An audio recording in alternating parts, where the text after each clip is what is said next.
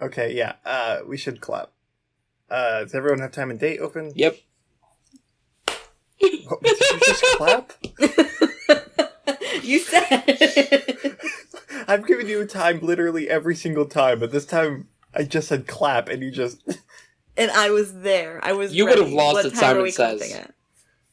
What time are we clapping at? 10. A nice Okay. 15 seconds.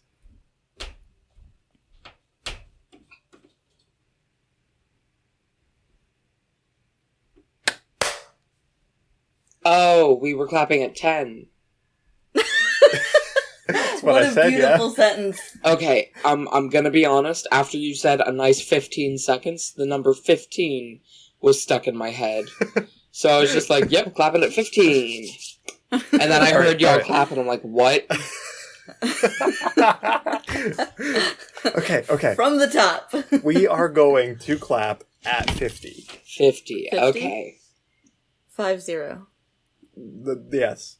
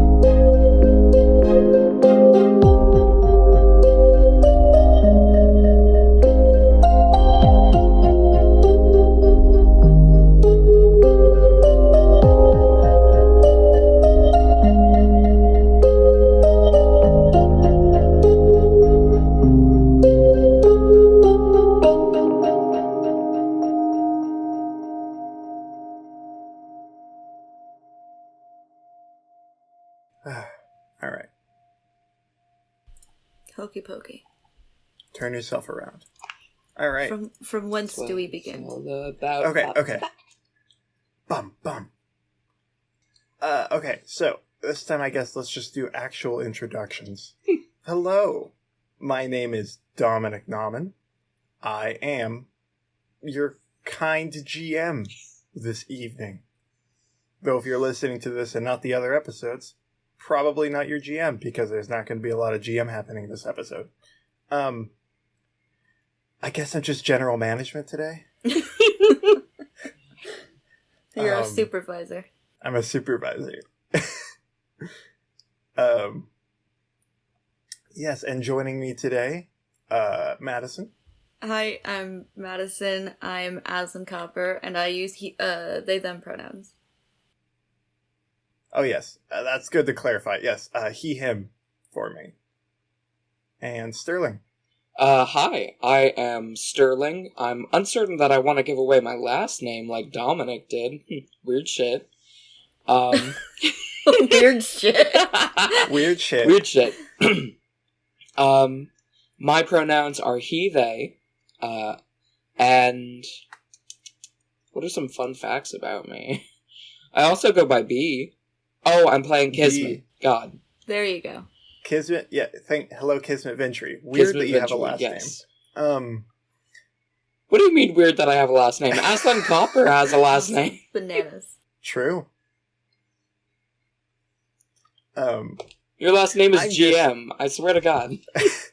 No, it's like what's it called when it's all like one thing? Mononym? A mononym. There it is. I don't know if that's the It's a word. mononym. I just made that up. I'm pretty sure that's literally what it is. I was thinking of the word pseudonym. That- If I stumbled into correct Wait. English language. Mononym. I mean, technically it is correct, because it's mono and nim, but not. A person's name consisting of one word. Okay, well, Like share. I guess it's not technically a mononym, but like An acronym? It's not a an acronym title. because then it's a I guess. Anyway, An well, honorific. really, my point is a self-appointed honorific, as all the best ones are. As the best ones are. All you have to do is go to the Twitter, and it's like, oh, interesting. Who's this person who's on the Twitter? Dom Nomen? Huh. Anyway. Go to Oh, the also- Twitter. The Also, Twitter. Love There is, it. well, no, I mean, like, we have a Twitter thing. How does Oh Twitter shit, yeah. work? The Twitter. Oh, I thought you were talking about like the Twitter Pokemans, at large. not What's the handle for the Twitter? the podcast. I'm pretty sure Isn't it the _bod BOD it might be. underscore cast? I feel like that's something that we should know. It's been ages. It's been like a month since we set it up. Let me in. It is the _bod _cast. Like a beach bod. Like a beach but without bod. the beach. Okay. And All right right. now, we're getting art for the account setup. Oh yes, I should also mention we have another member of the cast who is not currently with us. Yes. Destiny, who will be playing an apparatus, a robot lady, named D986. Both Destiny and D9 use she, her pronouns. Look at that efficiency. Wonderful. Hell yeah. Wonderful. I mean, it's the same. Okay. Piggybacking off of that, I just want to mention here at the top that we want to be as inclusive as humanly possible. And most of us, if not all of us, are trans. Yes. Hello. It's nice to meet you. I'm the straight friend. Yep. You are a valued member of the team. You I'm prevent a us from becoming a I'm queer a echo straight- chamber. white cis male. You are the kind gay master. that's just not true. I'm the only not gay master.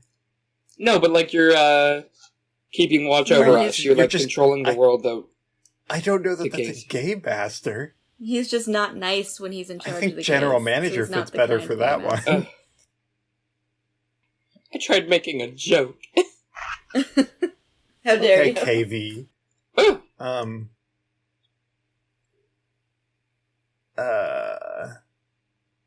All right.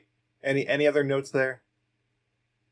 Where were you going with we try to be as inclusive I as just possible? wanted to, like, it's just very likely the first episode that people are going to hear, you know? I just want to make We're gonna- it clear, like, we're Okay, gonna hear cool. Aslan Copper asking for everyone's pronouns. Yes, Yes. Aslan will be asking for everyone's pronouns as soon as he remembers. yes. But I just wanted to make sure that you weren't cut off by your train. Yeah. Yeah.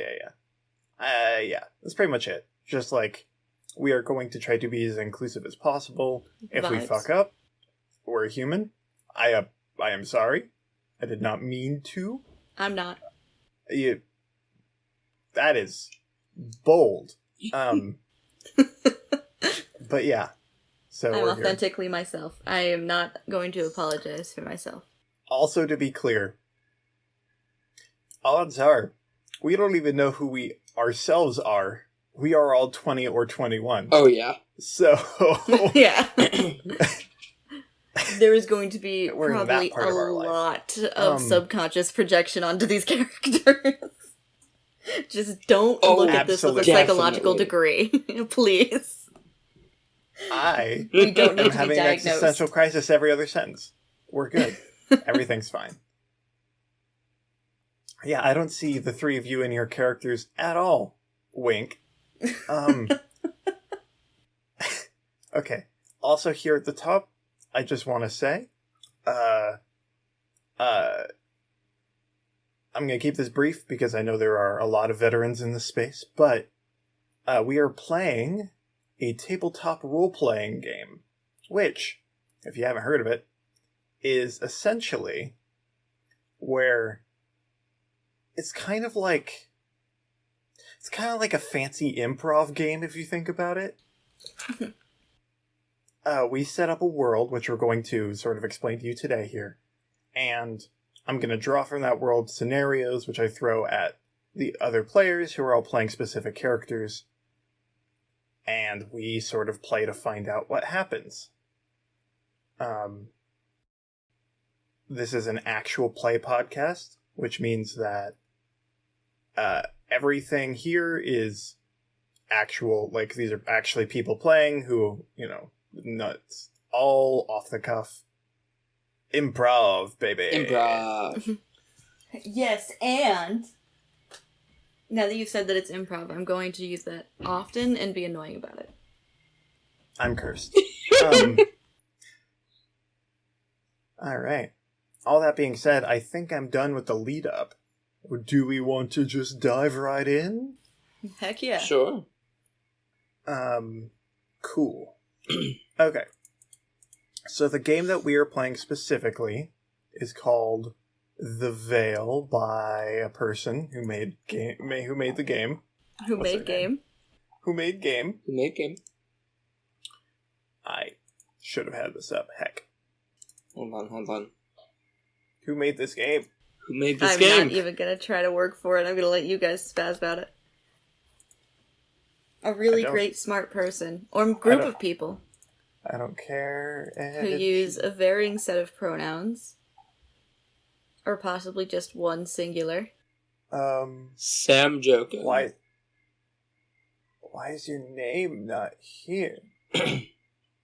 Fraser Simons. Thank you. No. Is that the person? Is that the person? Yes. Fraser Simons.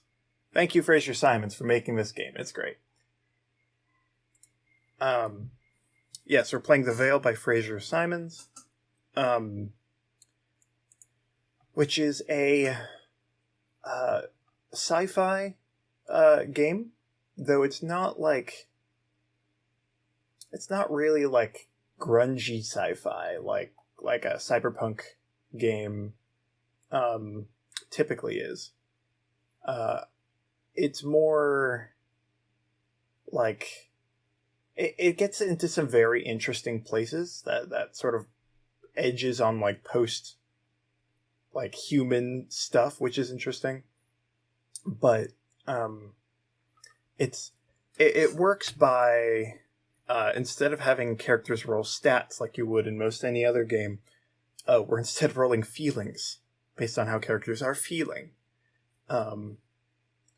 which really opens the door to a lot of wild shit. Is that the first official curse of the podcast? Oh, no, definitely not. No? Depending on Who what order this is heard in. What do I need to edit out? I mean, Well, this is episode 0. Then, yeah, I recommend that for your own sanity, maybe just leave that one in, because Aslan swears often. No, I'm Yeah. just saying. Did I get the honor of the first curse? You might have gotten the honor of the first curse. Congratulations. I think I said weird shit earlier when introducing myself. Damn it. Fuck! Slipped right under the radar. We didn't even notice. Didn't even notice. It's just Didn't a part of take our time. vocabulary. We should have Anyway. savored that moment more. We were are ungrateful. playing on a planet that is within our universe, but far flung in the future. We are on a planet named Miras, and in a city, the capital city of Miras, called Novus.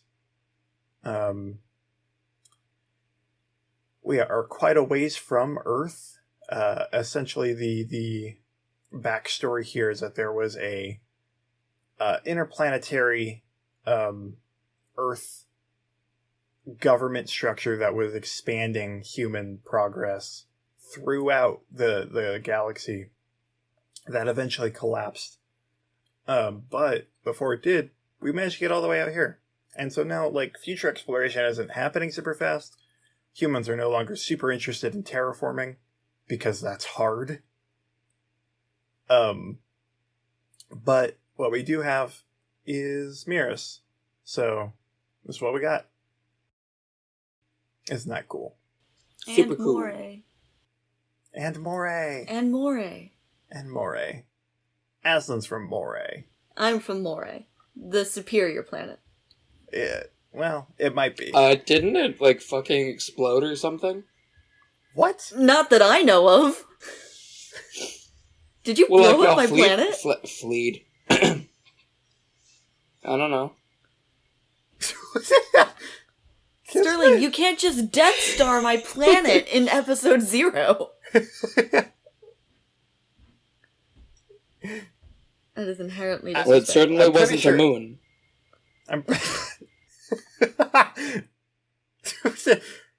To be clear, Aslan ran away from the planet because they were being hunted by the Mafia. Because they were being hunted. Oh, that makes a lot of sense for things in episode 1. Oh my god. Well.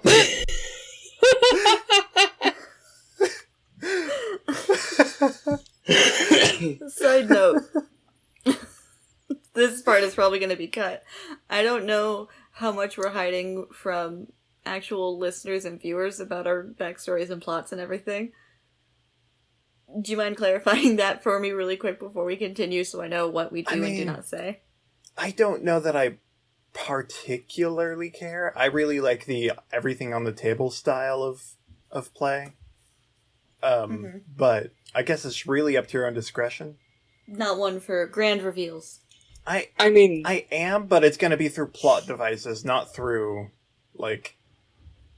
And then this is when we learn that Aslan's been running from the Mafia for 14 years, you know, like... Yeah.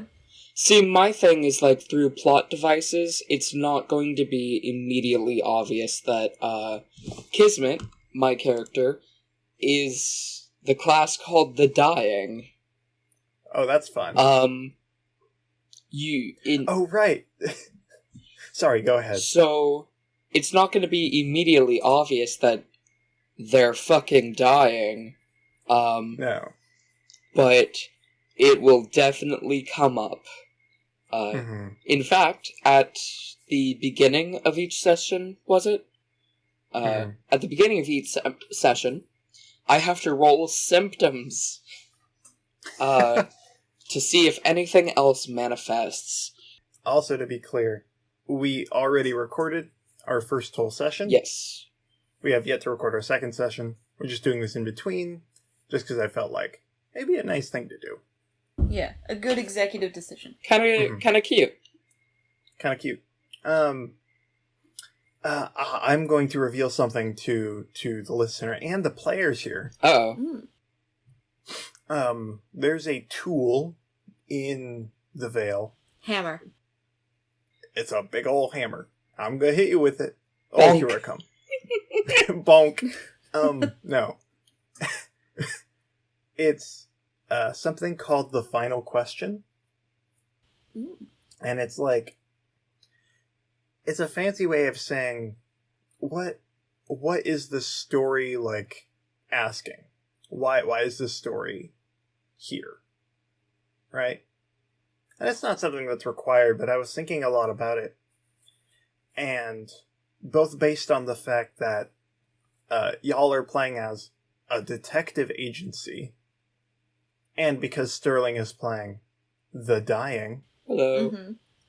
And because we're all 20 or 21, that it might be interesting for our final question to be, what does it mean to die and to live? But what does it mean to die? I like that very much. I like that a lot, even though it hurts me a lot. You're playing the diet. I know what I'm doing, and it doesn't make it any easier. But yeah, seemed narratively appropriate. Oh, and, yeah. like, very appropriate for our age range. Yeah. Let's just have crises as we play. That way we're being efficient. Under wraps. Under wraps. Or not under wraps, depending. Yeah, definitely not under wraps.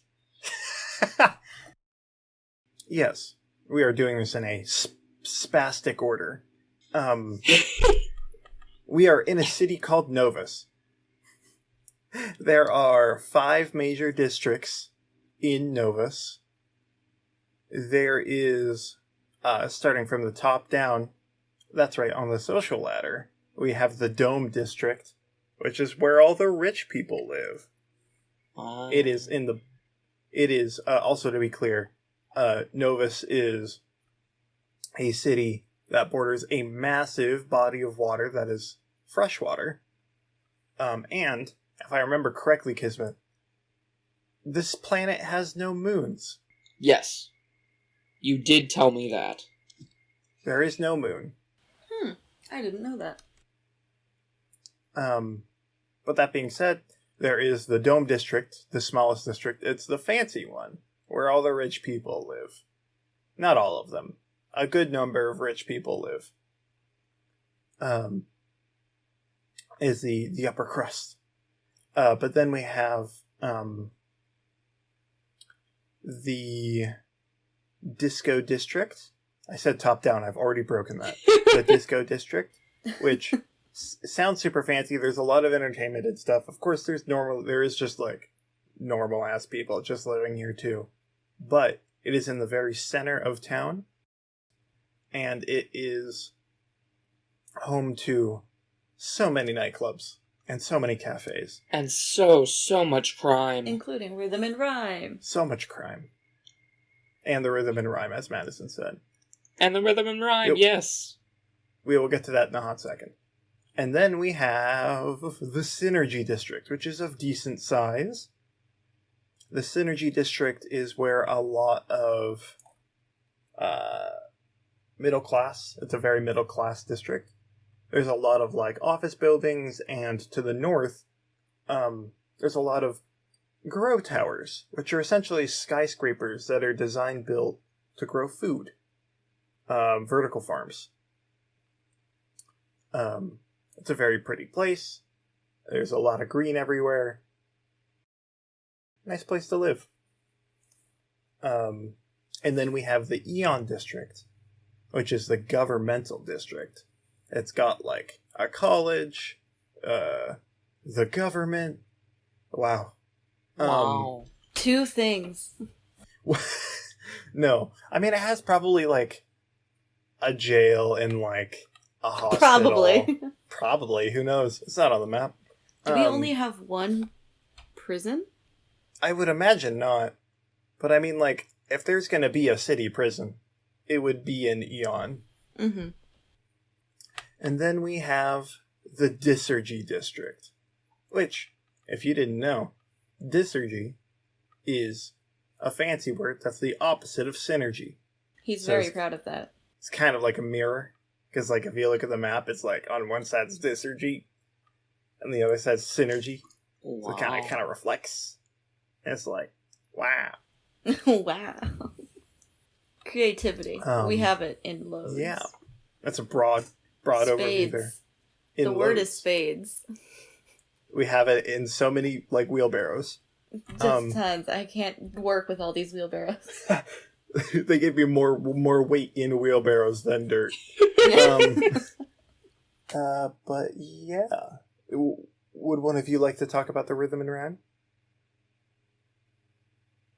I can talk about where the rhythm and rhyme came from if Kismet would like to talk a bit more about the sort of inner workings, because I'm not part of the inner workings. I just have the building. Yeah, go for it. Yeah, so the rhythm and rhyme is a multi-story cafe. Or it's a cafe that's in a multi-story building, so you can see 3 levels from the outside. The first 2 levels are actually cafe proper. And then you have the top level, which is an apartment reserved for the owners of the cafe. Aslan owns the building and uses sort of a secret basement level for his sanctuary and his house and also his office and just a lot of stuff. It's like a shitty studio apartment, but like sewer level. And then and he rented it out to Ruth Ventry. Do you guys share the last name? Yeah. No. I actually don't think they do. No, I'm pretty sure she has her own last name. What's her last name? Hold up. I'm going. Her last name is Verslet. Verslet, that's right. So he rents it out to Ruth Verslet, who turned it into the Rhythm and Rhyme. And that's when Kismet came and joined, and then they kind of set up the cafe together. So now Kismet. So, how much should I explain? Ruth Verslet is Kismet Ventry's godmother. So when Ruth came in to make the cafe, Kismet came in tow. It's a cafe. Ruth does most of the baking and the making, while Kismet does help in the earlier hours, but doesn't like to interact with people all that much. So he stays to his main job, which is playing the piano. Yeah. He's a musician. A musician. And if I got my vibes right, you should have heard Kismet playing music in the intro. Yes. Thank you so much for that, Dominic. I mean, I love the piano anyway, so, like, it was gonna be in there. It was gonna happen anyways, but still. Having it be as Kismet is bonus. It's very, very good. Choice. Occasionally, Ruth will come over and do a little sing-song with Kismet. Oh yeah, absolutely, yes. It's really cute. Yes, that's what I was going into. So, the fun thing about The Veil is that, as a game, it introduces this consultative augmented reality everyone lives in, called The Veil, in which people can change their appearance at will, can like do all these fun things. Something that Ruth does, and she doesn't really change her appearance all that much, but something that Ruth does is she sings in like vocode, and it's great. God, that's cool. Vocode. She sings vocoded. It's essentially when you take a voice and then you take like an instrument, like a digital instrument. What you can do is you can do something called vocode it, so that you're essentially singing a digital instrument. Cool. Yeah, it's real fun. It's real fancy. Yeah. Killer. I didn't know she could do that. Yeah. Well, it's something anyone really could do. I didn't know that she... But she is... Yes. She does sing. She does sing. Also, Rhythm and Rhyme is on the coast. Yes. Which is... makes for great viewing. It's a little corner cafe, so you have the corner cafe. Next to it, you have like another store, like not a bookstore that's across the street, but like a thrift shop, like a Walgreens. Maybe not a Walgreens. I was thinking like a tchotchke shop where it's a lot of antique shop. Ooh, I like that. And then on the other side of that little corner spot, you've got, like, maybe a fish store? Dead or alive, I'll leave that up to you if it's a pet shop or a That's fishmonger. actually what it's called. Dead or alive. Dead or alive. Dead or alive.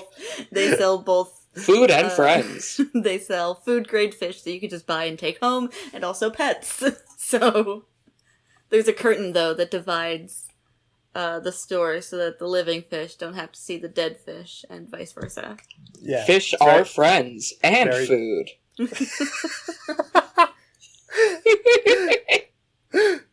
Oh god.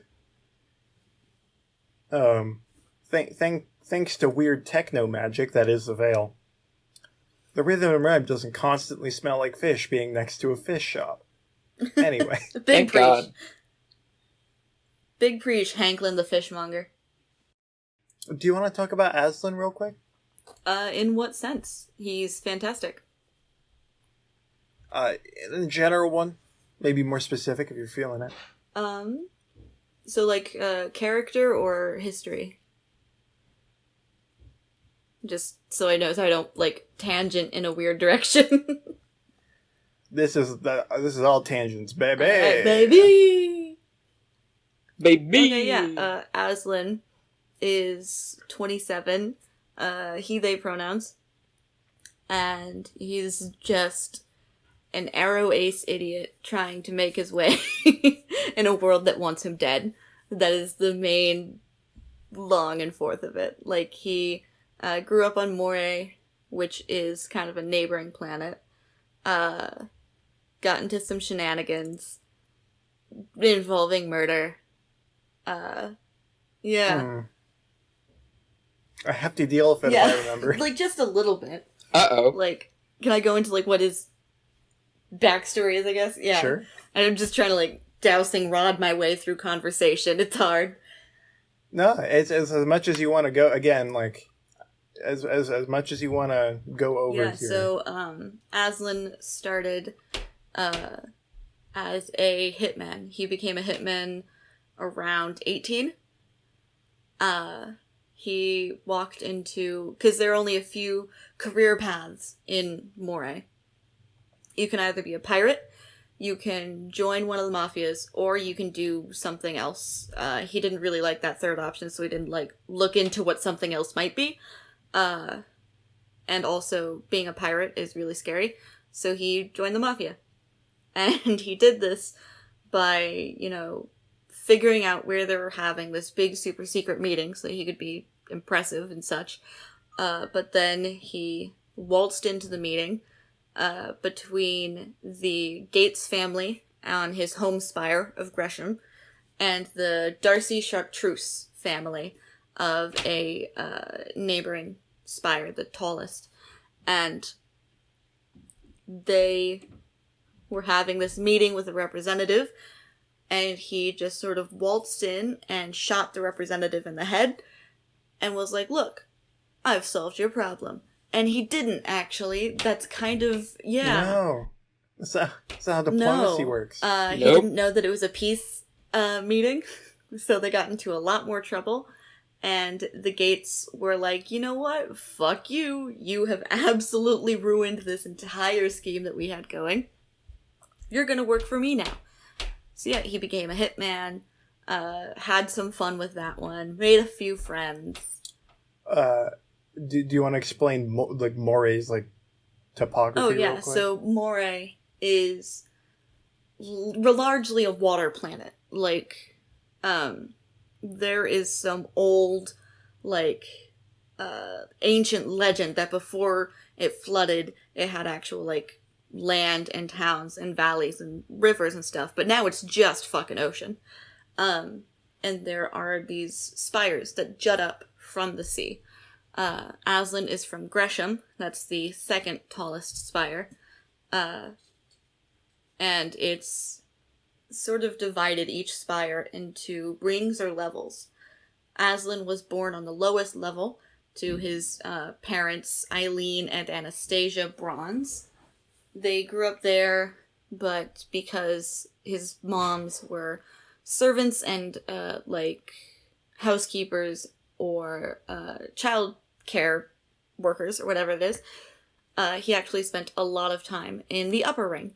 So he zipped past all of that bullshit, got to the upper ring. But the middle ring is for more middle-class folk. That's where you have a lot of the quote-unquote, unknown, boring jobs that Aslan has no interest in. And then as you get to the top of the spire, that's where you have people of government or just generally people in some form of mob or mafia. And that is it. So bottom spire is pirates, middle spire is boring work, top spire is government or mafia. And they keep that pretty well contained. But gotta contain that mafia. It's very helpful. Very, very helpful. Very dangerous. But so Aslan had that job of being hitman for a few years, and then eventually the Darcy Chartreuse family kind of came to him and was like, hey, you murdered my niece. And I was like, I don't quite remember that, but sure, what do you need? Because I'm already in debt to one person. And there was some negotiation that happened, which essentially ended with Aslan being the last member of the Gates family mafia. In his sort of final, act of, okay, I need to make sure that I live and that I don't fuck up everything. He grabbed this necklace that Lauren Gates, the leader, it was said that he wore it. No one actually had ever seen Lauren Gates, but it was his necklace. It's a locket, a gold locket. He's got no fucking clue how to open it or what it does, but the Darcy Chartreuse family want it. And he was like, well, I don't want you to be happy, so I'll just take this and go then. He booked it, found a droid smuggler named Zhao, snuck on the ship with his permission, because he's not very sneaky. To be clear, just a regular smuggler. He was smuggling droids, too. Specifically. Just because someone... that time, yes. So in that moment, he's a smuggler of many hats. Yes. He also smuggled hats. I'm just saying, to be clear. Yes, he's also... The last shipment he sent, minutes before you arrived, was just chock-a-block of top hats. It was... God. Top hats are not actually allowed on Miras. It's a little-known fact. No. So if you want to be dapper, you have to have them imported legally. It's a very dangerous business. Many, many good people have died. But yeah, he hopped on that ship that Zhao allowed him to sneak onto, got himself a robotic eye, and sort of met D986. Yeah. Yeah, our other player who is not here, D986, was also on that ship that Aslan and she left on to go to our current planet. Yeah. They're off-worlders. Yeah, look at us. So that means that when we look at you go. Got to Novus, a place that is just absolutely chock full of using the veil, we were sort of not used to the idea entirely. Yeah. Of course the veil did exist on Moray, but not to the extent that it does in Novus.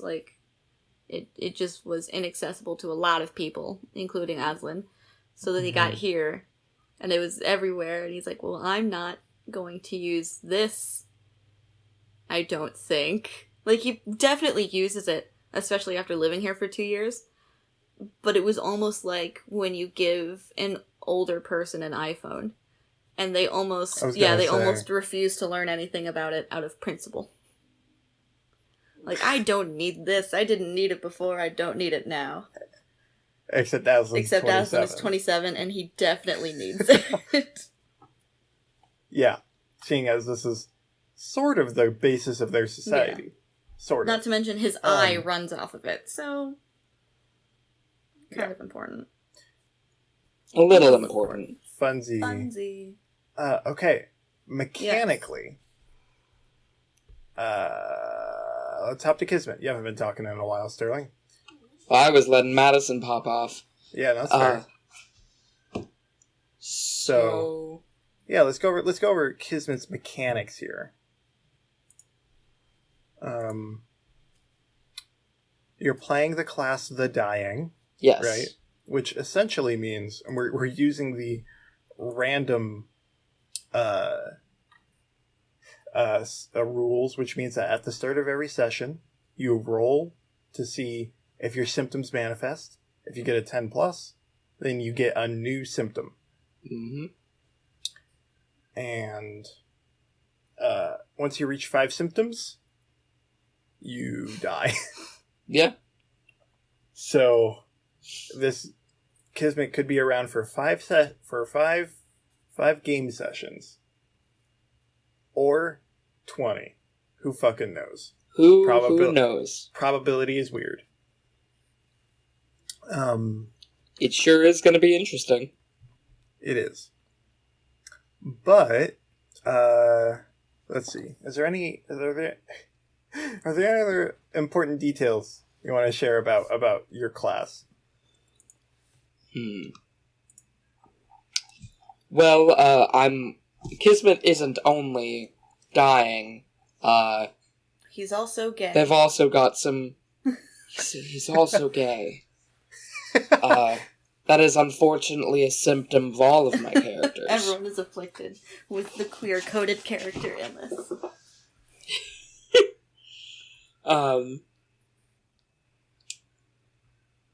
The gift.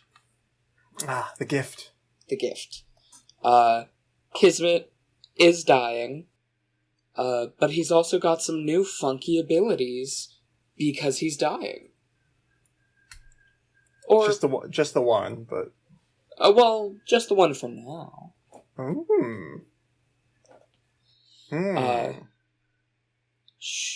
I don't think that I'll reveal what the gift is right now. Fair enough. Cool. In terms of emotional states, what we don't have to go over all of them, but like, what's your best and worst? Let me go ahead and see my little Kismet. What's Kismet good at feeling and bad at feeling? Probably sad. Kismet is good at feeling sad. And we've played bad. a session, Maddie. I know, but I wasn't listening to what all the additives were. Yeah. His highest emotion is sad, but I do want to clarify that his other highest ones are peaceful and powerful. So it's very much a somber sad rather than a depressed sad at the moment. Yeah.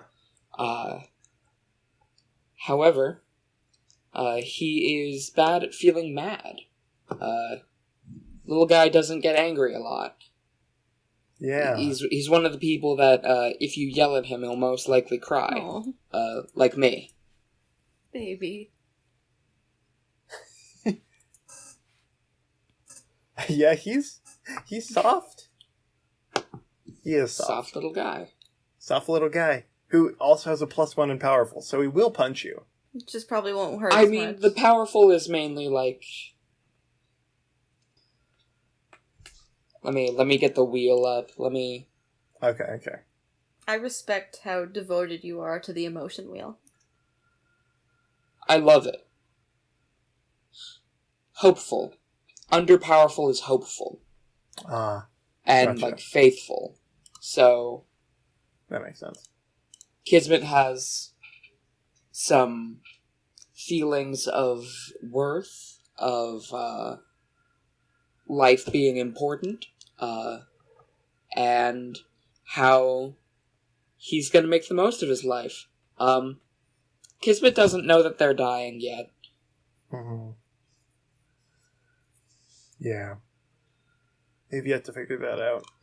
Sadly. Whoops. Uh-oh. Sterling just wanted to make a character to hurt with. Oh. I'm not projecting my trauma onto this character. I am. I absolutely am. Would you like to talk about your cybernetics? Kismet has 2 cybernetic arms. They are from his elbows to his fingers, and they are quick, which assist in him playing the piano, and they also hurt a little bit. Yeah. They're a little achy. But they sure can move faster than human arms. This is true. unless you have anything else, let's move over to Aslan, mechanically. Yay. Well, see, the fun thing is, I'm not really certain that Kismet got to, like, explain their backstory at all. Oh! Pop off. Now that you mention that, pop off. No, specifically Kismet will never have a backstory.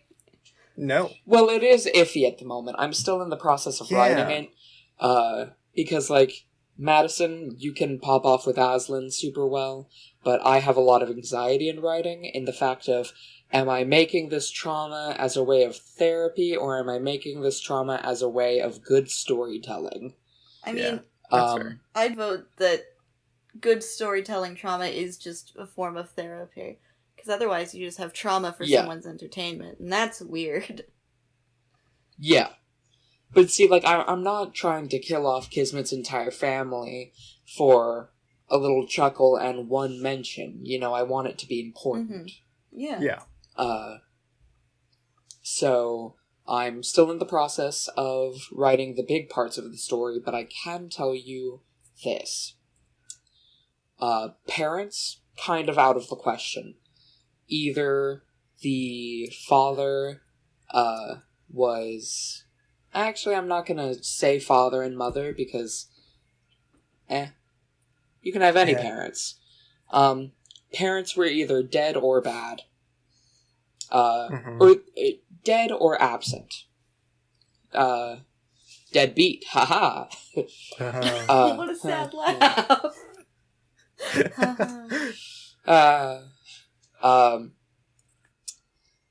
And Kismet has a brother, of which, Kismet is very calm, very bad at being angry, and would attack the brother like a feral animal should they ever cross paths again.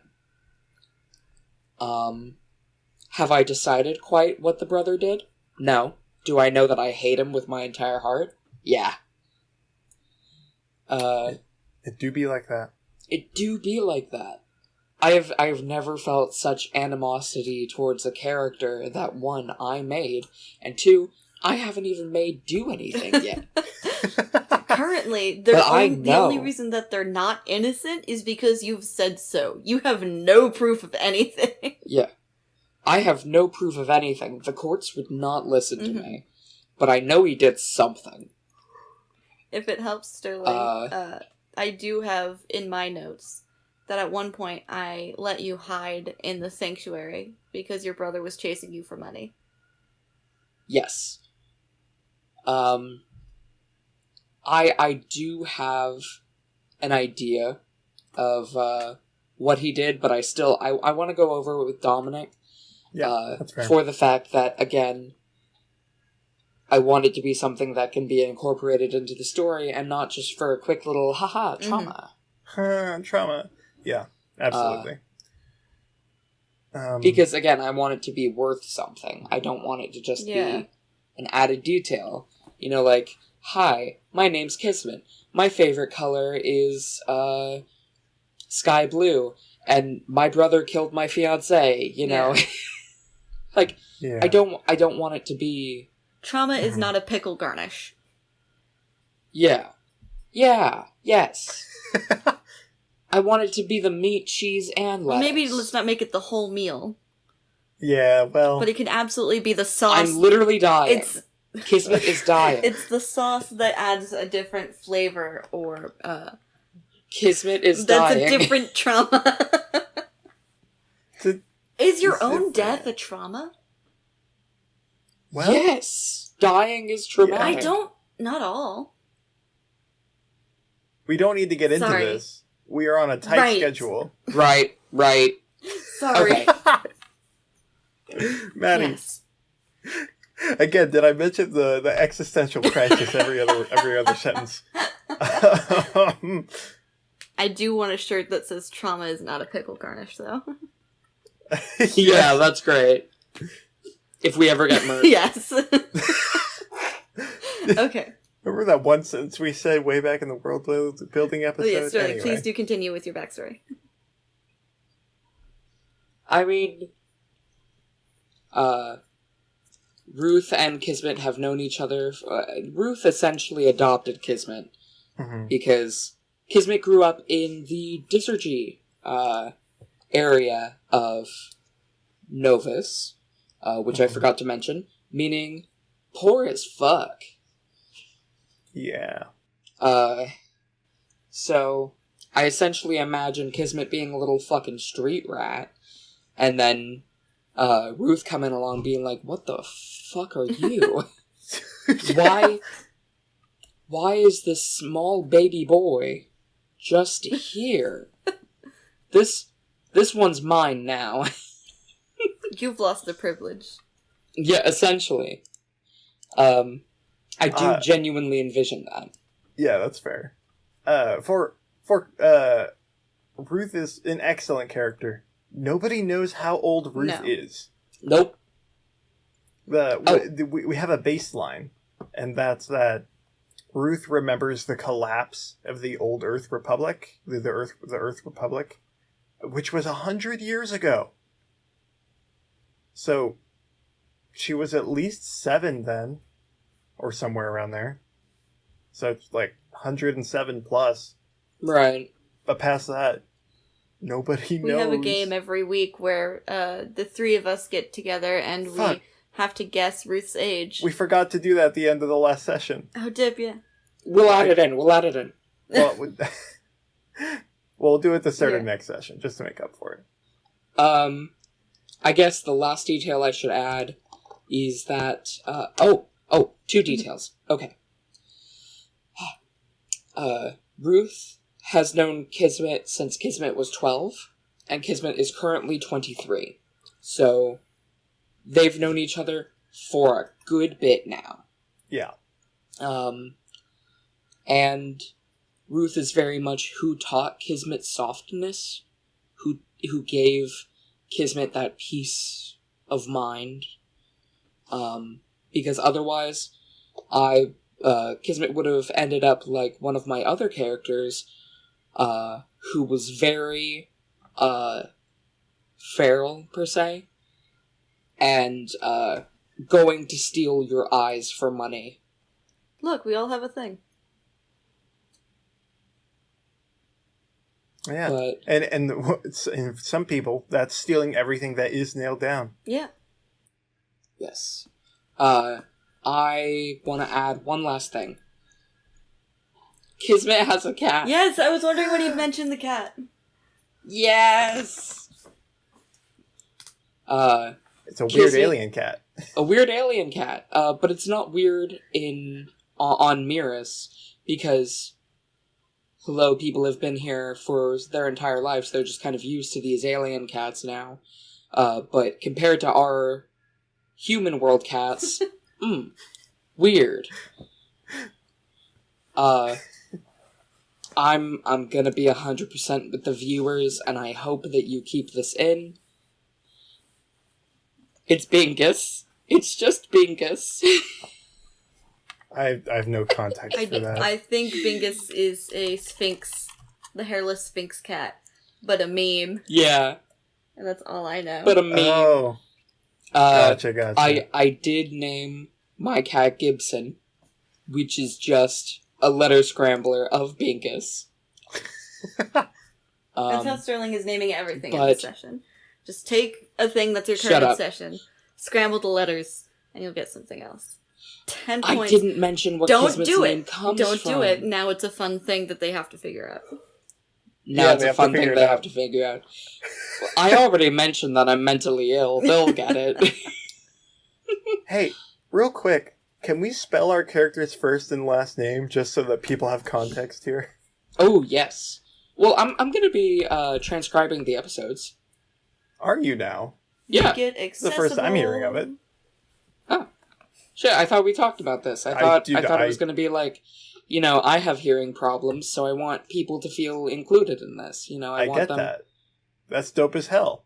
I did not know that you were going to be doing that. Sometimes, Sterling, you have conversations in your head, and that's totally valid. Yeah. Yeah, I just have whole-ass conversations where it's just like, I'm going to do this thing, and then I don't say it out loud. Ever. But we appreciate... I think, yeah. But yeah, I'm going to be transcribing the episodes with emotion, so that viewers with hearing disabilities, such as mine, can join in the fun. Fun. Can you spell Kismet for me? Yes. Kismit. And then Vintry is Vintry.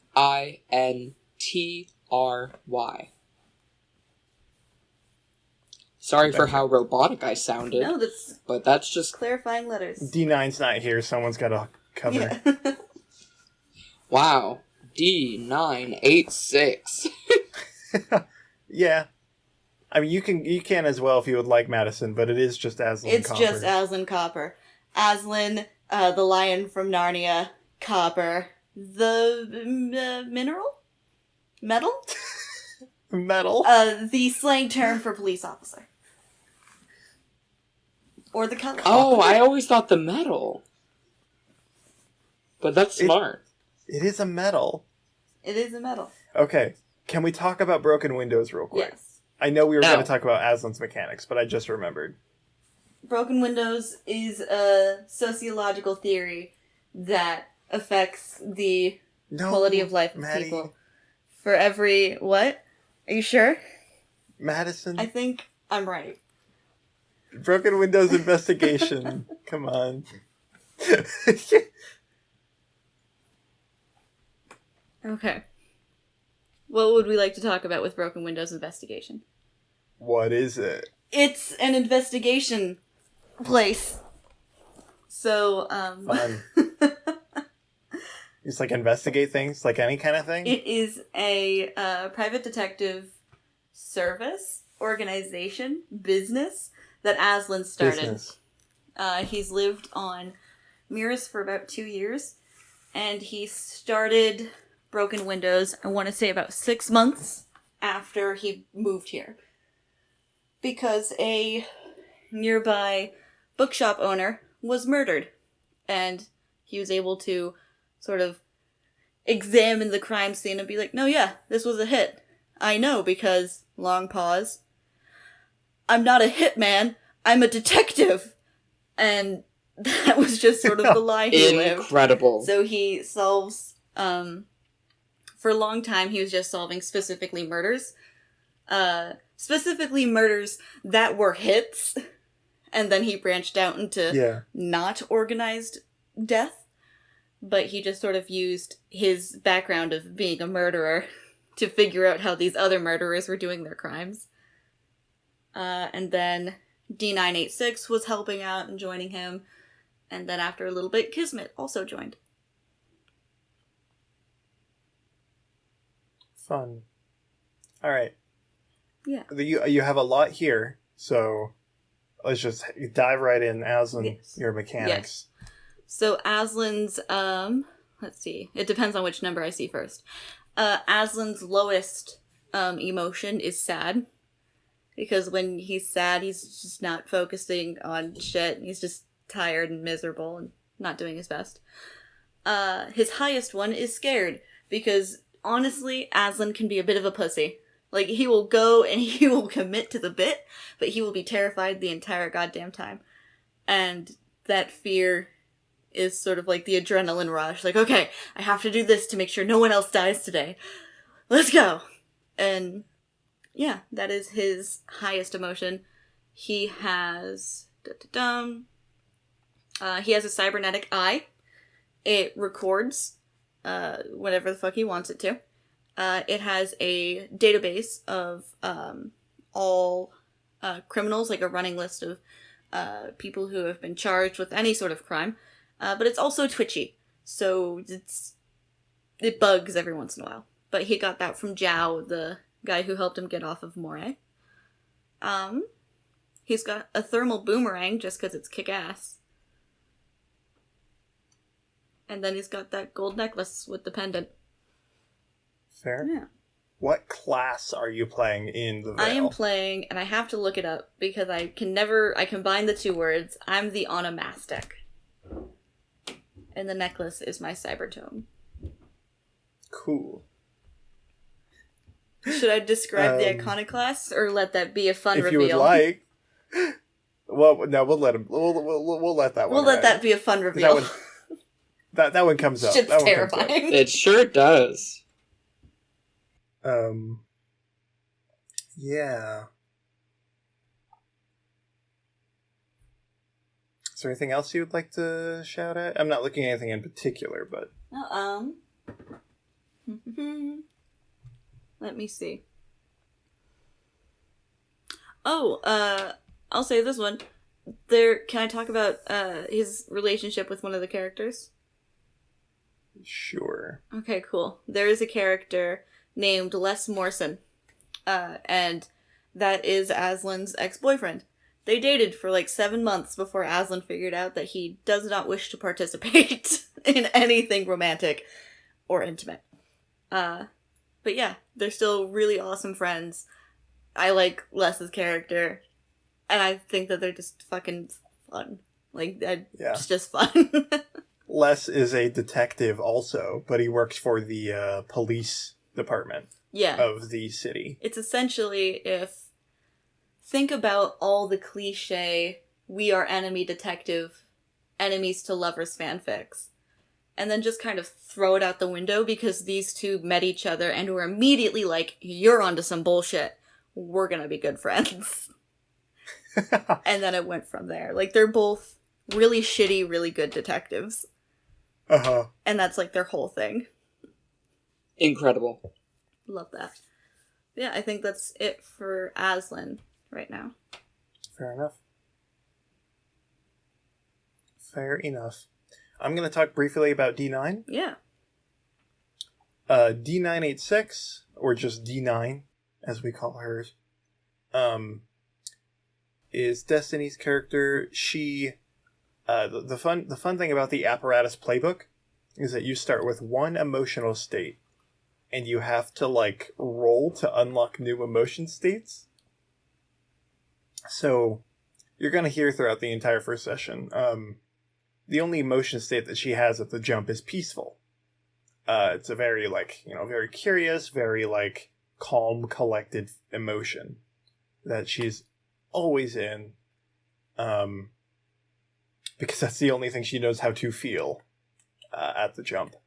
So, it is... Oh, and she has a +2 in that. She has cybernetics out the wazoo because she's a robot. Magnifying, recording, multispectrum eyes, strong arms, armored chest, and an encrypted compensating interface. Let's see. Is there anything else here that's worth mentioning off the jump? Let's see. I mean, not particularly. She works as a waitress at the Rhythm and Rhyme. I just love the fact that Ruth has zero clue as to how much help she's going to get for the day. Because she doesn't know if a murder's going to come in and, like, all of her workers are going to suddenly vanish. Yep. I mean, maybe she should hire some other people just in case. Like, it's a really... Admittedly, popular. if she needed it, she would have already. Yeah, she's a kick-ass person. Yeah. I have some other notes, like faction stuff and whatnot, but... is there anything else about characters or about Rhythm and Rhyme? Mm-hmm. Oh, we could talk about how we get around. Yes. So. Oh yeah, yeah. So. Yeah, right. We have Broken Windows Investigations has two main modes of technically three, but two main modes of transportation, other than the public transportation system. Number one is a really kick-ass bike. Aslan calls it the Beast Bike of Disco, and is looking forward to everyone else joining in, because it's really cool. But they don't get to use that one incredibly often, because, again, they've got really good public transportation, so it's mainly just Aslan being an asshole. Mm-hmm. But also, they have the ability to enter any location with running water through the water system, essentially. In Aslan's sanctuary, they have what amounts to a large water pipe that's just kind of open, and they jump in, and Aslan sort of guides them through the water pipes. They shrink down, essentially, through either magic, science, the veil, or a combination, and pop out kitchen sinks everywhere. Sometimes they get a little stuck and they have to bust the pipe, but it's not their house, so Aslan doesn't care. Yeah. Wonderful. I would lean more into that magic science thing, because the veil is essentially a giant illusion spell Oh, Yeah. okay. that's been cast on this entire city. But yeah, it's fucking weird, but it's also really cool. I think the move, as stated, is you can enter anyone's home, and we went back and forth on what home meant, but we eventually just landed on running water. Yeah. And not everyone has running water, and not every place with running water is a home, but like I Close figured enough. It was close enough. It is interesting. It was a an good interesting enough thing. Yeah, a good enough Yeah. qualifier, so we didn't have to sit around and debate. Yeah, but are they really home though? Like, is this really how they're feeling? Is this a house or is it a home? Mm-hmm. Mm-hmm. It's a crack den. Mm. Looks kind of homey. After a Roll me bunch of 2d6. after a bunch of like bickering about the topic, we finally get in there. Didn't use the water pipe after all, and you accidentally describe a family portrait on the wall. It's like, nope, absolutely not. I have some. If that's all done with that, I have some notes about the factions here. Yes, I have to 'Cause who leave doesn't- here in a moment. Yes, I realize. Yeah, so I'll just dive into this. You just mentioned when you need to go. Yeah. If you need to go now. No, I'll or just but, like- vanish. Okay. You'll go to ask me a question and I just won't respond. Oh, well, fine. All right. Well, it was nice knowing that you were here. Now I'll have to guess from now on. The first faction I have here is the Novus government. Fun thing about how the government works here: it's a geniocratic demarchy, which is the wildest form. It's essentially a form of government, theoretical form of government, where only the smartest people can be put into elected positions, and they are put in those positions through essentially a random pool. So someone is randomly chosen to be like the governor or whatever. Not the governor specifically. Oh yeah, no one knows who the mayor of this city is. What a fun little detail. What a fun little detail that I forgot to mention. But yeah, like a representative position. So it's an interesting system. I don't know that everyone likes it, because you're essentially ruled out if you're not smart enough from being an elected official, which is controversial at best, but it's how the system is here. But yeah, they are an extremely strong faction. They do provide a basic income for everybody. There's enough automation and everything. That's not terribly enough an issue.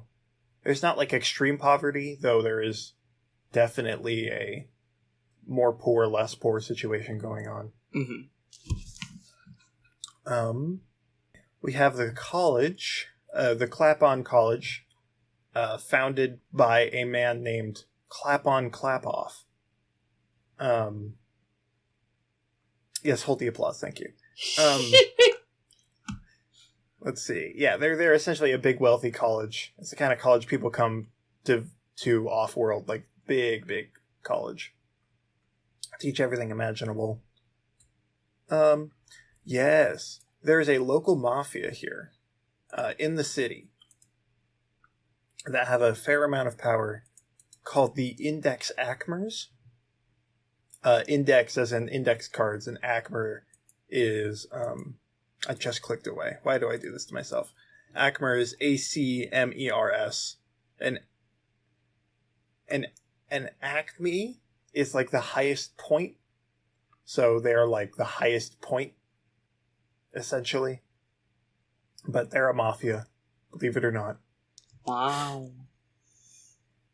Then we have the Creed of Mortal Kind. Oh, well, Maddie's gone. Yep. They wanted to be subtle, but like it makes the Discord ba-dum sound. Yeah. And I vanish. Alright. Just me and you, Sterling. Alright. Maddie didn't get the description of the Creed of Mortal Kind. Sucks for them. Which, I've changed the name since you've last looked at it, I'm pretty sure, Sterling. Yeah, wasn't it Creed of Humanity? It was. I thought Mortal Kind fit better. Mortal Kind is extremely frightening. It's essentially a organized religion of sorts that is run by 3 houses. I'm not going to get super deep into it because it goes kind of deep. Yeah. But it's essentially they have 3 main beliefs, and Kismet, I am 100% certain someone has come by the rhythm and rhyme with like pamphlets for the creed. Yes. But they believe 3. Oh, I need a drink of water. Say something. Cover up the silence. So here in this good old podcast, we are trying to not pull a Justin McElroy, with the sipping of water, or other beverages. Dominic! Was that noisy enough?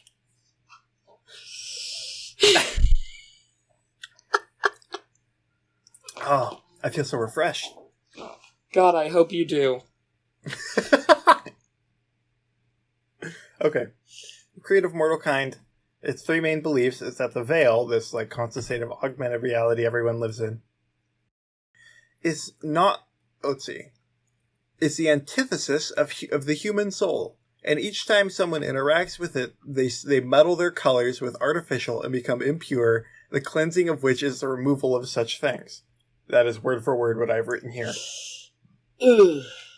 Yeah, it's a bit gross. Their second belief is that we are all to pay our honorable debts honorably, with haste and precision, give freely and take with caution, so others may be in debt to you, but not them. Essentially, there is a form of currency in this game called obligations. It's kind of like a favor currency that's like really enforced. It is the Creed of Mortal Kind that enforces it. And their third belief is if a god or gods exist, we cannot perceive them within our human reach. Therefore, put aside your differences, join up arms, fill the ranks, and build together. Which is... That's less gross. Less gross. A little bit, depending on your views, gross. But it's a little more subjective, that one. Yeah. And the wordings there might get tweaked or whatnot, but that's the Creed. The Creed of Mortal Kind. I'm waiting for you. I am just waiting for you to slip up and say Mortal Kombat. The Creed of Mortal Kombat. Here's the fun thing. I've never played a Mortal Kombat game. Oh. So, like, the odds of that are quite low. Yeah. But hopefully I've planted the seeds now. You've sown the seeds. Something like 2 or 3 sessions from now, I'm just gonna be like, oh, and then this guy's from Mortal Kombat. What? Oh. And then, the last one here on this list is the Alterity. You remember the Alterity, don't you, Sterling? Absolutely not. Oh. Well, I guess I didn't mention enough then. The Alterity means different or set apart. It's got alter right in the name. Cool. They control a ridiculous amount of industry in Novus. From a monopoly on augment construction and implementation to overheading a dozen other industries like food production, distribution, and sale, to manufacturing of general electronics. They don't have many rivals because they're a monopoly. Yeah. One of the companies that they control is known as Fermi Foods. Yeah. Okay, there we go. No, That's more what I was looking for. I remember that one. I'm not going to go too deep into that. They just do food production. They control, like, grow spires in the north of the city. Maybe you'll find out on the next episode. On the next episode of... Bod. Before the open door. Bod. I'm so sleepy. Yeah, same. And that is what is here. Is that it? I think it might be. Does that mean I can go back to bed? If you're so eager. I am. I truly am. Okay. Well, thank you for... Oh. Let's go do a farewell. Is there something else you'd like to say before I do the farewell? Oh shit, let me look real quick. Let me just make sure that I'm all good. You're all set? I'm all set. You might have to chop this one in somewhere. Kismet, gender roles do not exist. Oh. Absolutely fair. not. You know. Because that's something with me. You know, like, I am transmask. So I prefer to be perceived as he, or not perceived at all, which is where the they comes from. But dresses pretty. Yeah. Dresses make up shiny. Shiny pretty. Fair enough. Have On that note. If you've ever spun in a skirt, you'll understand. Sterling, it's been years since I've worn even shorts. One day. This is now a goal of yours. I mean, so long as it doesn't cross any boundaries. We'll see. We'll see. Yes. Thank you for listening to this world-building episode of Before the Open Door. We will see you next time when a murder happens, because that's this game, I guess. Yup. Farewell. Ba-da-doo.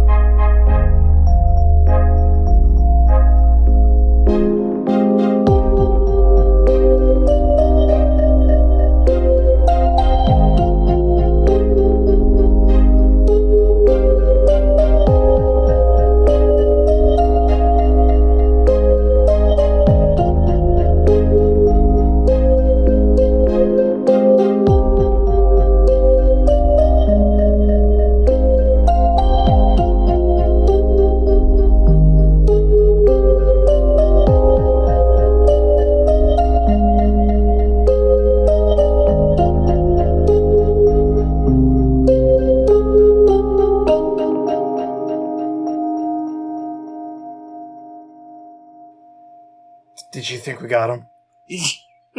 Yeah, I think a lot of them have left by now. Okay. No, I mean, like, do you think we, like, got him? Got him? Do you think we, like, hey, we got him? Hey! I have no idea. I'm too tired to comprehend what you're saying. That's fair. Should I end my recording? Yeah. Okay. Yeah. Okay. And...